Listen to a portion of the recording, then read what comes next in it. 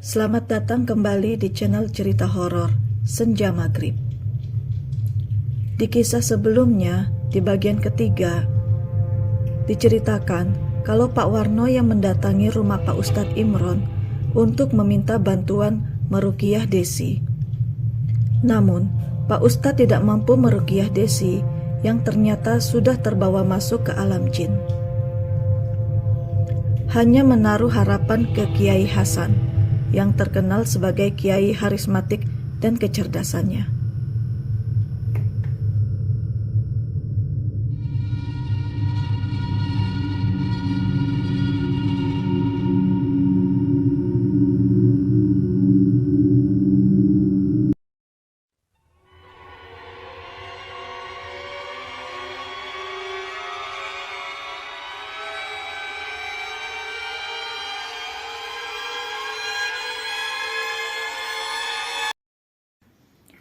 Keesokan harinya, Pak Warno yang bertemu dengan Ustadz Imron di masjid usai melaksanakan sholat Jumat. Pak Imron menyampaikan jika gurunya, Kiai Hasan, tidak bisa mengobati Desi hari ini karena masih melakukan ceramah keliling di beberapa daerah dan kemungkinan akan pulang sekitar semingguan lagi. Pak Warno pun yang mendengar informasi dari Ustadz Imron agak berubah mimik wajahnya. Kembali penuh cemas dengan keadaan Desi. Bu Warno yang mewakili Desi yang meminta izin ke sekolahnya dengan alasan mendadak sakit dan tidak bisa mengikuti pelajaran di sekolah untuk waktu yang belum bisa ditentukan. Namun, Bu Warno minta agar wali kelasnya merahasiakan kondisi Desi dari teman-teman kelasnya. Bu Warno tidak ingin Desi menjadi objek perbincangan di kelasnya dengan melihat kondisi Desi seperti itu. Di dalam kamar Desi masih terbaring layaknya seperti orang tidur normal. Namun, waktu pagi setelah sholat subuh, Bu Warno memberikan air yang sudah dibacakan doa ruqyah kepada Desi. Namun air putih tersebut dimuntahkan kembali oleh Desi, tapi ada sebagian air yang tertelan olehnya. Masih dengan kondisi Desi yang tertidur, namun Bu Warno tetap merawat Desi dengan penuh kasih sayang. Yang ketika Desi mengalami gangguan gaib, yang masih tak sadarkan diri pada saat itu. Karena baru hari pertama haid dan Bu Warno dengan cekatan membersihkan darah haid Desi yang masih terbilang darah haid Desi pada saat itu cukup banyak keluar. Di tangan Bu Warno, alhamdulillah gangguan gaib tidak terlalu parah. Karena Bu Warno mengerti adab ketika haid. Bisa membuat peluang kecil bagi bangsa jin pengincar darah haid untuk mengendusnya. Hari keempat, masih dengan kondisi yang sama. Desi masih terbaring di tempat tidurnya, namun ada sedikit kemajuan. Ia pun sudah tersadar, namun masih dengan tatapannya yang kosong, dan terkadang Desi mengamuk, berteriak-teriak di waktu-waktu tertentu, khususnya menjelang maghrib dan waktu tengah malam. Ibu dan kakak-kakaknya terlihat pasrah dengan kondisi Desi. Namun, masih berharap banyak dengan kedatangan Kiai Hasan untuk mengobati Desi. Singkat cerita, 1 minggu kemudian akhirnya Kiai Hasan pun mengunjungi rumah Pak Warno. Dalam penglihatan Kiai Hasan, yang lewat mata batinnya, seperti ada sebuah tabir gelap yang tidak bisa dilewatkan begitu saja. Saya melihat Nak Desi duduk di bawah pohon beringin tua, tapi terhalang oleh tabir gaib yang tebal. Saya tidak bisa menembusnya begitu saja dan mengajaknya pulang. Ada sebuah energi besar yang menghalanginya. Kiai Hasan menjelaskan dengan nada hati-hati. Insya Allah, Dengan bantuan Allah, kita bisa menyelamatkan putri Bapak. Saya minta izin, dalam seminggu murid santri saya mengaji hataman dan menginap di rumah Bapak. Kiai Hasan menjelaskan kepada Pak Warno, kita ikhtiar saja. Semoga dengan solusi ini bisa menyelamatkan Nak Desi. Tambahnya lagi, saya menurut saja baiknya menurut Kiai Hasan. Sambung Pak Warno yang pada saat itu di ruang tamu sudah ada Kak Indra, Kak Hendra, dan juga Ustadz Imron. Dan mereka pun sepakat untuk memulai hataman Al-Quran. Dipilihlah besok lusa, yaitu Kamis malam Legi. Kamis Legi. Sore hari setelah Ba'da Asar, terlihat beberapa anak-anak santri beserta Kiai Hasan dan Ustadz Imron pun sudah datang ke rumah Pak Warno. Mereka pun memulai aktivitas hataman sebelum menjelang Ba'da Maghrib, dan akan dilanjutkan kembali setelah sholat maghrib berjamaah dan dilanjutkan yasinan dan doa bersama. Dari sudut pandang Desi yang masih terjebak di alam jin, di sana Desi hanya bisa memandang langit yang nampak selalu nyaris sama. Tidak ada perbedaan waktu siang dan malam. Hampir sama warna langit dengan lembayung senja.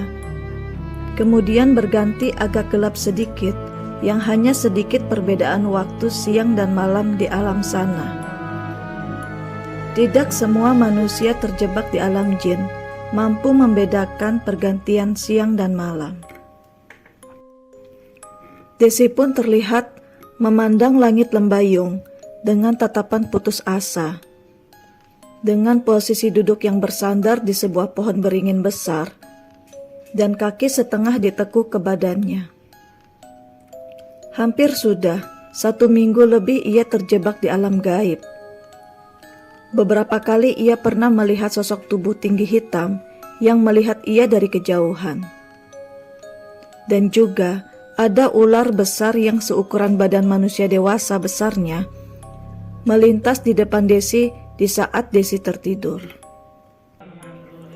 Malam Jumat Legi. Selepas sholat Isya berjamaah, hataman pun dimulai. Tidak ada perubahan sama sekali, semua berjalan lancar. Seolah-olah tidak ada kejadian apapun yang menimpa keluarga Pak Warno. Semua berjalan normal. Namun, suara santri mengaji dan bersolawat terdengar sampai alam jin di mana Desi terjebak. Terdengar sayup-sayup, namun juga terkadang jelas terdengar. Desi pun berlari mencari sumber suara tersebut. Desi tahu kalau suara pengajian itu bersumber dari rumahnya. Semakin ia semangat berlari ke semua arah. Namun, yang ia dapatkan, ia kembali ke beringin tua tempat ia semula terjebak. Beberapa kali dicoba, namun berakhir di pohon beringin tua itu lagi. Dan Desi pun menyerah dan kembali duduk.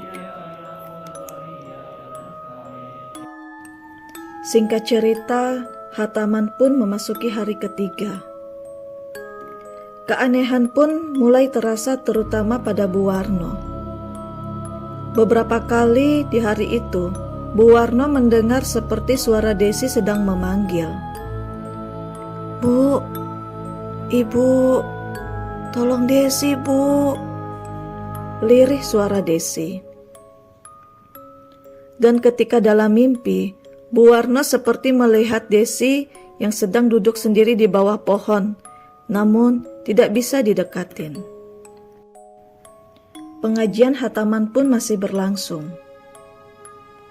Dan pada akhirnya, di malam hari keempat, di malam pergantian sudah masuk hari kelima, yakni sekitar pukul 2 malam. Setelah sholat tahajud, Kiai Hasan yang nampak sedang tertidur itu pun melakukan perjalanan berpindah dimensi untuk menelusuri keberadaan Desi. Kiai Hasan menemukan sosok Desi yang terduduk lesu di sebuah pohon tua. Ketika hendak meraih tangan Desi, ada semacam energi panas di tubuh Desi. Dan Kiai Hasan pun membaca potongan ayat Al-Baqarah dan beberapa ayat suci Al-Quran. Desi yang tak mengetahui kedatangan Kiai Hasan karena arah datang Kiai Hasan dari belakang Desi duduk. Terdengar suara berat namun bersahaja membuat Desi tersentak dari lamunannya yang hampir membuat ia putus asa selamanya akan terjebak di alam gaib. "Nak Desi, mari ikut Bapak," sahut Kiai Hasan sambil sedikit menarik lengan Desi. Desi yang tak menolak ketika dituntun Kiai Hasan berjalan menuju sebuah cahaya terang yang mirip seperti sebuah pintu terbuka. Dan setelahnya, semua menjadi gelap. Saat Desi masih dalam keadaan tak sadarkan diri, sayup-sayup ia mendengar kembali suara orang mengaji. Namun, kali ini ada yang berbeda. Ada juga suara Kak Indra, Kak Hendra, Bapak, dan Ibu. Pelan-pelan Desi membuka matanya. Dilihatnya di kamar itu ada Kak Hendra dan Ibu sedang mengaji. "Ibu," lirih suara Desi memanggil ibunya. "Desi, alhamdulillah ya Allah.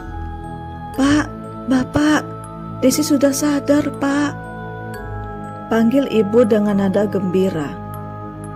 Bapak, Pak Ustadz Imron, pun segera memasuki kamar Desi dan melihat keadaannya yang nampak agak sedikit masih bingung. Dengan suasana di rumahnya yang ramai banyak orang-orang mengaji. Singkat cerita, setelah keadaan Desi pulih, ia pun memutuskan pindah sekolah ke kota lain yang belum terlalu jauh dari kotanya sekarang. Ia memutuskan melanjutkan di sekolah tempat paman dan bibinya tinggal. Alasan Desi pindah sekolah sekaligus pindah tempat tinggal karena ia memiliki trauma yang dalam setiap melihat pemakaman tua di belakang rumahnya. Ya, ia sempat terjebak hampir 2 minggu lebih di alam jin, yang dimana alam tersebut adalah pemakaman tua dan pohon beringin tua yang besar dan rimbun itu. Sebuah pelajaran terbesar dalam hidup Desi. Dan Desi pun jera mengganti dan membuang pembalut sembarangan tanpa dibersihkan dahulu.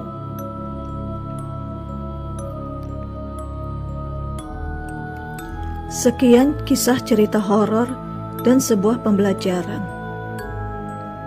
Jangan lupa klik tombol like, notifikasi, agar kalian menjadi orang pertama yang mendengar kisah terbaru dari saya.